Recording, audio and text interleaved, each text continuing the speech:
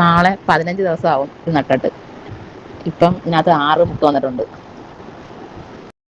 ഇതൊക്കെ കേൾക്കുമ്പോൾ വലിയ സന്തോഷമാണ്. നമ്മളൊരു കൊടുത്തൊരു സാധനം പെട്ടെന്ന് ബഡായി എന്നുള്ളത്. ഇത് യെല്ലോ പ്രോർ പിങ്ക് ആയിരുന്നു, അതിന് സ്റ്റാൻഡിങ് ലീഫ് വരാതെ ബഡായി എന്നുള്ളൊരു വിവരം കേൾക്കുമ്പോൾ വലിയ സന്തോഷമാണ്. നമ്മളൊരു കൊടുത്തൊരാൾക്ക് നന്നായിട്ട് ഉണ്ടായി എന്ന് പറയുമ്പോൾ അത് എനിക്ക് വിരിയണക്കാട്ടിയും കൂടുതൽ സന്തോഷം ആണ് നൽകുന്നത്.